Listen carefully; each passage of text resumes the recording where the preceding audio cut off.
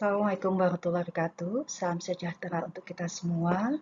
Saya Tatit Dianawati, dosen jurusan manajemen dari Sekolah Tinggi Ilmu Ekonomi KICI. Pada kesempatan kali ini, saya menyampaikan video pembelajaran sebagai salah satu syarat sertifikasi dosen dari salah satu tridharma perguruan tinggi dalam bidang pembelajaran. Mata kuliah yang saya ampu, salah satunya adalah manajemen strategi. Manajemen strategi ini disampaikan kepada mahasiswa semester 3 yang berbobot sebesar 3 SKS. Untuk mengampu mata kuliah manajemen strategi, diperlukan menyusun sebuah RPS yang menjadikan sebuah acuan kontrak antara dosen dengan mahasiswa dalam artian menjadi kerangka acuan memastikan bahwa materi pembelajaran ini selaras dengan kemampuan minimal yang nanti harus dikuasai oleh seorang lulusan. Baik, mata kuliah manajemen strategi memiliki kode MKB M06-2022.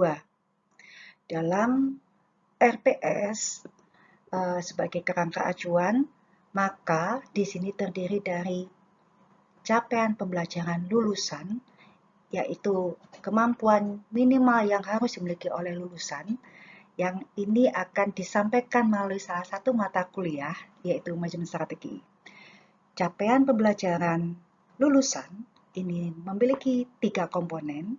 Yang pertama, menguasai konsep ilmu manajemen secara teoritif dan aplikatif, kemudian mampu menganalisis dan merumuskan strategi bisnis berbasis data, dan yang ketiga, mampu berkomunikasi dan bekerjasama dalam tim dalam menyusun strategi organisasi.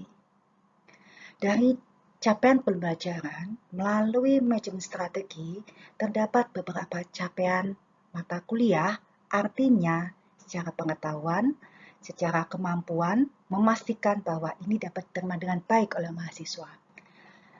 Capaian pembelajaran mata kuliah manajemen strategi ini memiliki 5 komponen, yaitu menjelaskan konsep dan proses manajemen strategi, kemudian menganalisis faktor internal dan eksternal, ketiga, merumuskan strategi organisasi, keempat, menjelaskan proses implementasi, dan kelima, mempresentasikan hasil analisis dan strategi secara sistematis.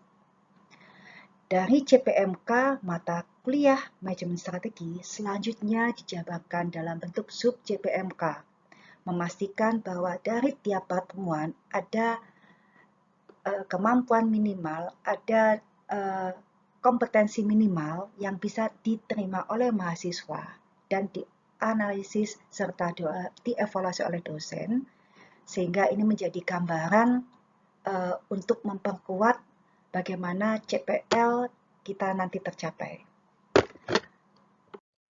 Berikut sub CPMK dari manajemen strategi memiliki 6 komponen, mulai menjelaskan konsep, menyusun visi misi, melakukan analisis internal dan eksternal, menyusun strategi melalui alat analisis SWOT, IA, dan QSBM diantaranya, dan yang keenam, menyusun strategi implementasi dan pengendalian strategi.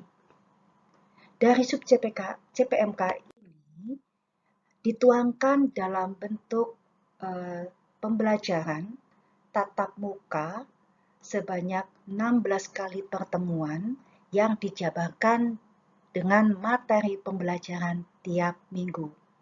Bobot manajemen strategi 3 SKS dan ditempuh dalam 16 pertemuan. Berikut adalah materi yang disampaikan dalam tiap pertemuan. Adapun untuk memastikan pemahaman dari tiap materi, dilakukan proses evaluasi yang meliputi kuis atau tugas secara individu maupun kelompok, kemudian ada ujian tengah semester dan juga ujian akhir semester. Ujian tengah semester ini evaluasi untuk memastikan pembelajaran pertemuan pertama sampai pertemuan ke-7. Kebetulan ini dilakukan di pertemuan ke-8. Setelah pertemuan ke-8, 9-15 ini hasilnya akan dievaluasi dalam bentuk UAS. Adapun UAS untuk mata kuliah manajemen strategi bentuknya adalah project. Baik, dari mata kuliah dan materi tiap pertemuan yang disampaikan, berikut adalah referensi yang digunakan dalam mata kuliah manajemen strategi. Dari textbook, kemudian kita juga mengambil referensi dari jurnal terkait, hasil publikasi dosen dan mahasiswa, juga hasil dari penelitian dalam bentuk skripsi. Tujuannya memberikan gambaran yang lebih jelas kepada mahasiswa bahwa ilmu yang mereka terima bisa diimplementasikan di sekitar mahasiswa, baik sebagai business owner maupun mereka sebagai saat ini bekerja di sebuah instansi. Sebagai penilaian, salah satu evaluasi, berikut adalah distribusi dari nilai akhir yang memiliki 4 komponen. Yang pertama kehadiran, kemudian tugas, UTS, dan UAS. Tugas ini bisa bersifat individu dan kelompok. Adapun untuk tugas kelompok biasanya berbentuk project ataupun di kasus dari objek yang terpilih. Nilai akhir ada beberapa interval sehingga bisa dipastikan memperoleh nilai mutu yang terkait. Sebagai contoh, nilai A ini akan dicapai bila mencapai angka 80 sampai nilai maksimal 100.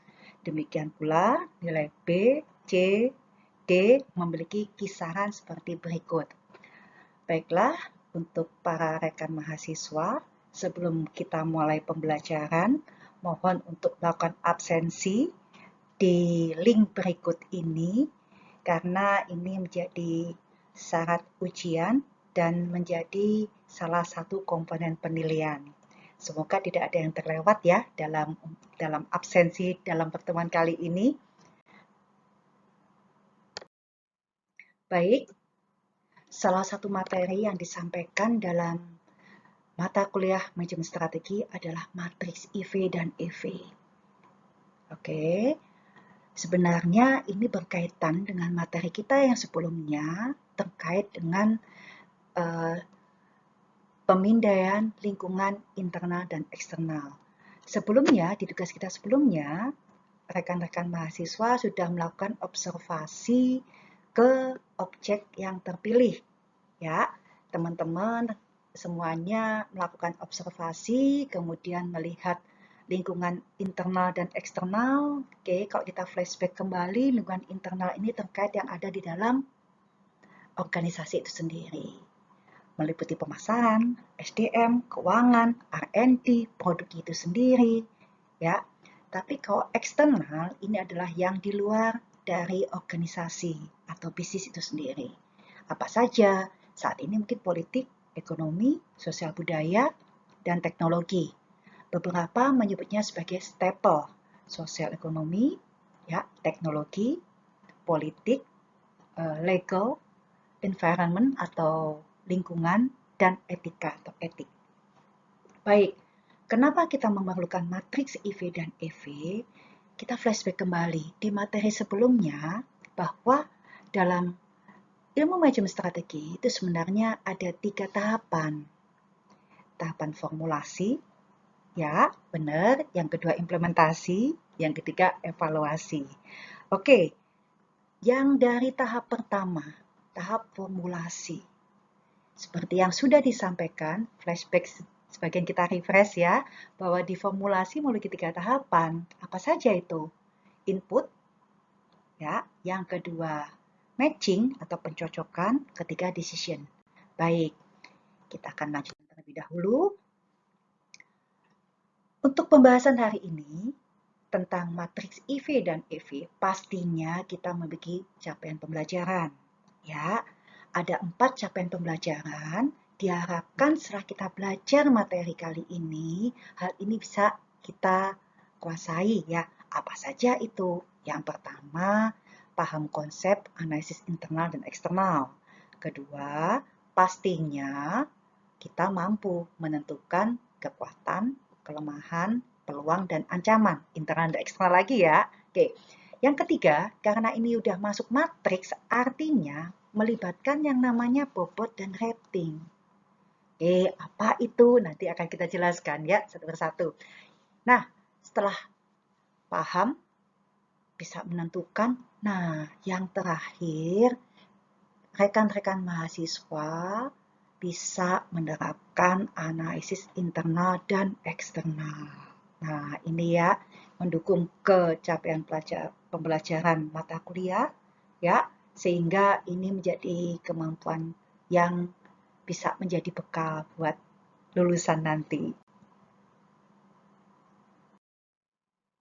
Baik, oke, secara umum, dari tahap formulasi ini ada 3, ya, tahap input atau masukan, tahap pencocokan atau sering disebut sebagai matching stage, yang ketiga tahap keputusan atau decision. Tahap input, matching, dan keputusan ini memiliki alat analisis pendukung. Ya, oke, sebagai contoh, tahap input atau masukan. Ini alat analisis yang sering digunakan. Nah, ini ya. Nah, ada matriks IV, matriks EV, dan CPM. Oke, tahap yang kedua. Nah, ini pencocokan. Tujuannya apa? Pencocokan ini tujuannya adalah memperoleh alternatif strategi. Ya, ini beberapa alat analisis yang sering digunakan, mulai SWOT, matrix space, BCG, IE, dan grand strategi. Tahap yang ketiga, tahap keputusan. Di sini tahap keputusan tujuannya adalah membuat prioritas dari alternatif yang sudah kita susun, ya, prioritas yang bisa dilakukan oleh perusahaan yang mana. Nah, itu menentukannya melalui matriks USPM sebagai tahap keputusan. Paham sejauh ini? Ada matriks IV-EV, ada SWOT, space, IE, dan grand strategi, dan ada istilah baru lagi, matriks USPM. Ya, oke.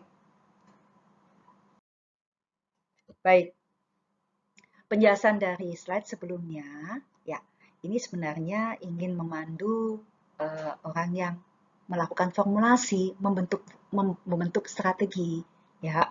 Diharapkan strategi ini kan komprehensif. Kenapa komprehensif? Membutuhkan tahap input, informasi, apa saja yang menjadi kekuatan, kelemahan, peluang, ancaman. Artinya, perlu analisis secara internal dan eksternal. Ya, oke. Yang kedua, tahap pencocokan. Dari hasil identifikasi, perusahaan bisa menyusun yang namanya alternatif strategi. Namanya saja alternatif, jadi artinya ke depannya perusahaan ini bisa melakukan strategi apa saja, tapi yang berdasarkan dari kekuatan, kelemahan, peluang, ancaman dari hasil identifikasi. Ya, yang ketiga, seperti yang disampaikan sebelumnya, bahwa untuk menuju implementasi, kita perlu yang adanya prioritas. Nah, disinilah peran QSBM memberikan prioritas, ya, melalui penilaian yang dilakukan oleh narasumber atau key people. Baik, berikut adalah tahap input yang terdiri dari 3 alat analisis. Yang pertama EV, yang kedua IV, yang ketiga CPM. Ya, ingat EV, ada kata E, ada huruf E, artinya menandakan itu adalah eksternal. Ya, kalau I, ya IV, ada huruf I, artinya apa? Internal. Oke. Ada alat analisis ketiga yang digunakan dalam tahap input, namanya kompetitif profil metrik.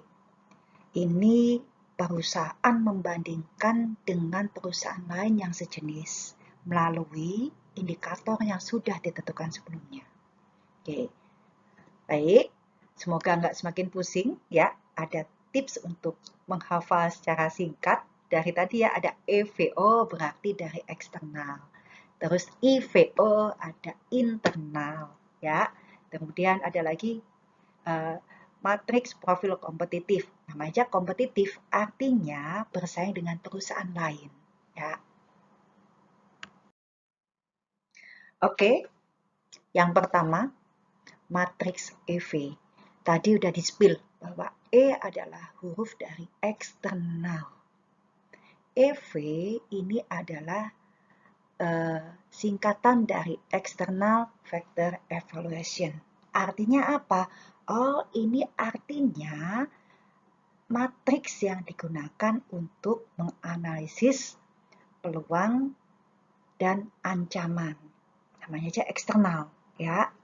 Baik, namanya saja matriks. Pastinya akan terdiri dari dua hal. Di sini terlihat dari matriks eksternal, ya, ini ada dua hal. Apa itu? Bobot dan rating. Ya, ingat, bobot dan rating. Oke, langkah-langkahnya untuk menyusun matriks eksternal, teman-teman menentukan terlebih dahulu. Ya, yang ditentukan apa?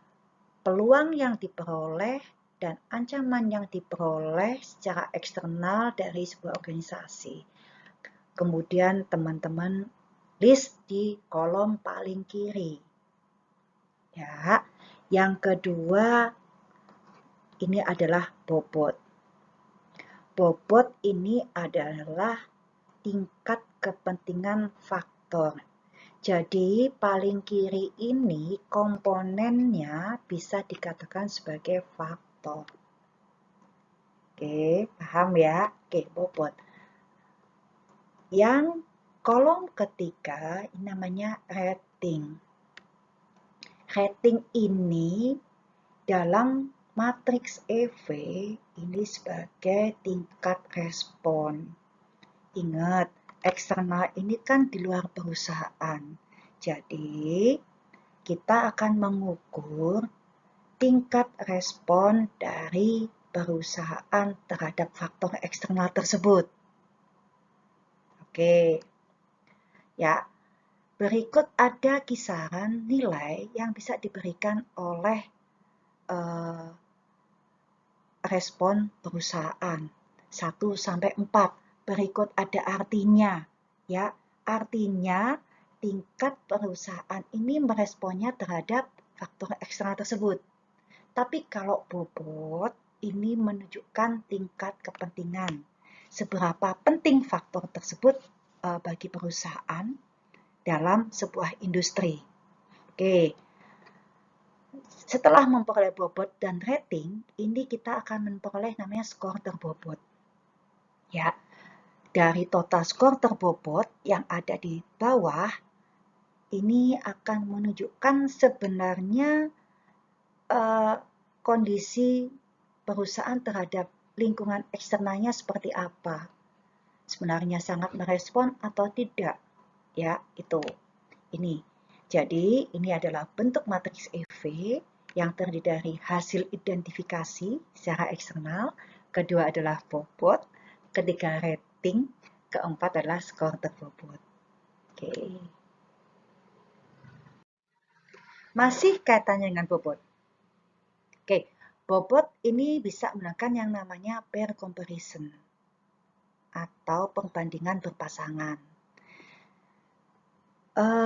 Untuk perbandingan berpasangan, jadi antar faktor ini dibandingkan. Berikut menempati posisi secara vertikal dan horizontal. Ya, oke.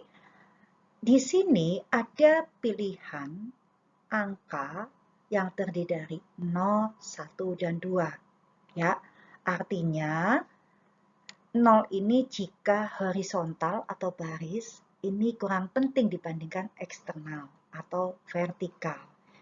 1 ini bila yang baris dan kolom, horizontal dan vertikal sama penting. Yang terakhir, bila horizontal lebih penting daripada yang vertikal. Nah, ini skalanya 2. Ya. Nah, narasumber key people itu hanya mengisi kolom yang ada di atas ini garis diagonal. Ya, itu. Oke. Baik, apa sih bobot itu? Bobot secara definisi ini tingkat kepentingan relatif yang menjadi kesuksesan dalam sebuah industri. Ya, artinya ini semua adalah tingkat kepentingan. Kadangkala yang kita temui kadang-kadang menjadi ancaman pun ini memiliki bobot yang lebih tinggi. Artinya apa? Kalau dilihat secara keseluruhan bahwa faktor yang ada dalam ancaman ini tingkat kepentingannya lebih tinggi. Baik, supaya lebih jelas kita lihat contoh berikut ya. Baik, ini hasil dari riset, kebetulan sudah dipublikasi. Ini adalah hasil dari matriks EV, salah satu perusahaan, ya, perusahaan telekomunikasi. Nah, dari faktor eksternal yang diperoleh, ada peluang dan ancaman, diperoleh 5 peluang dan 5 ancaman. Baik, tadi ya, kita sepakat bahwa yang diisi adalah yang di atas dari kolom diagonal, ya. Oke, artinya apa nih? 0 artinya apa? Oke, siap. Jadi horizontal kurang penting dibandingkan vertikal. Yang nomor 2 ini adalah banyaknya area bisnis. Ya, bila dibandingkan dengan pengguna internet, ini menjadi kurang penting. Gimana dengan yang angka 2? Baik, kita akan melihat 5 ini apa? Oh, jaringan frekuensi gigahertz. Baik, bila dibandingkan dengan pengguna internet, ternyata lebih penting dari jaringan frekuensi 5 GHz. Ya, baik. Kemudian setelah angka-angka ini diperoleh, kemudian dijumlahkan ya secara total, kemudian angka yang ada di faktor tersebut dibagi dengan total, itulah muncul yang namanya bobot. Ya, bisa satu contoh untuk perhitungan bobot. Seperti yang saya sampaikan tadi, yang disampaikan sebelumnya, makin besar bobot, makin besar tingkat kepentingannya. Baik, coba kita lihat. Dari eksternal semuanya, mana nih yang bobotnya paling besar? Oke, ya, churn rate ya. Artinya apa? Oh, dibandingkan dengan yang lain, churn rate ini memiliki tingkat kepentingan atau paling penting dibandingkan faktor yang lain. Ingat, bobot selalu memiliki total sama dengan 1. Ya, bobot baik di matriks IV maupun matriks EV selalu sama dengan 1. Oke, jelas ya ini? Oke, kita lanjut ya. Oke, berikut tentang matriks EV. Tadi ada rating, ada bobot. Ya, baik. Ada faktor tentang pengguna internet meningkat. Ingat, ratingnya 4. Artinya apa? Sangat merespon. Perusahaan memiliki respon yang cukup tinggi terhadap apa? Peluang dalam bentuk pengguna internet. Kalau kita lihat secara keseluruhan, ternyata perusahaan ini sangat merespon ya, yang ditunjukkan dengan angka 3 terhadap peluang dan ancaman. Pengkalian rating dan bobot inilah yang akan ditotal memiliki nilai 3,881. Kebetulan angkanya ini mendekati 4, artinya secara overall, secara keseluruhan, perusahaan merespon terhadap faktor eksternalnya. Nah, itu. Jadi ada maknanya ya. Oke, baik. Kalau ada eksternal, pasti ada internal. Ya, kalau eksternal di matriks EV, kalau internal matriks IV. Ya, I internal. FE-nya sama ya, vector evaluation. Nah, cukup mudah ya untuk mengingatnya. Untuk penentuan bobot, kalau kita lihat kolomnya sama. Penentuan bobot untuk di EV dan IV juga sama. Hanya satu yang harus kita garis bawahi. Ya, rating. Nah, ini yang kita harus cermati. Wah, kayaknya saya typo ini ya. Ini harusnya rating untuk kekuatan dan rating untuk kelemahan. Baik. Baik, seperti yang disampaikan sebelumnya, fokusnya adalah di sini nih. Untuk kekuatan, ratingnya ya itu adalah 3 dan 4. Tapi kalau kelemahan 1 dan 2. Maknanya apa? 3 kekuatan kecil, tapi kalau 4 kekuatan utama. Demikian pula dan 1 dan 2. 1 sebagai kelemahan utama, 2 kelemahan kecil. Ya, oke. Ini yang membedakan peratingannya di matriks IV dan EV. Pembuatannya sama. Ya. Oke, ini caranya sama tadi ya. Intinya bobot itu menentukan tingkat kepentingan ya. Tingkat kepentingan untuk suksesnya sebuah perusahaan itu apa? Bisa jadi pada saat kelemahan. Mohon izin spill sebentar ya. Baik. Berdasarkan contoh sebelumnya, diperoleh matriks EV dan IV. IV tadi ada di 2,567. Ingat, kalau lebih dari 2,5 artinya apa? Kuat secara internal. Ya, oke. Ada lagi sekarang EV di sumbu Y. EV diperoleh 3,881. Baik, posisinya ada di sel 2. Sel 2 kita lihat apa nih? Oh, oke, grow and build. Ya, tadi di sebelumnya kan udah disampaikan grow and build itu apa aja strateginya? Ya, apa aja strateginya? Nah, nanti kita akan perjelas di minggu depan. Intinya ini adalah dari input stage memiliki terkaitan dengan matching stage. Ya, salah satunya adalah di matriks IE. IE, internal, eksternal. Ya, dari mana? Dari matriks IV dan matriks EV. Ada apa aja di IV EV? Oh, ada bobot dan rating. Ah, ya. Nah, akhirnya di penghujung perjumpaan kayaknya nggak seru kalau nggak kita akhir dengan pantun. Oke, baik. Keperpustakaan membaca buku, ditemani kopi dan menyusun strategi. Sampai jumpa di pertemuan berikutnya. Tetap semangat dan jangan lupa hati-hati. Baik rekan-rekan mahasiswa, terima kasih atas atensinya. Sampai ketemu kembali di pertemuan yang depan. Jaga kesehatan dan tetap semangat ya. Oke, terima kasih. Saya mohon izin mengakhiri dulu. Wassalamualaikum warahmatullahi wabarakatuh. Terima kasih.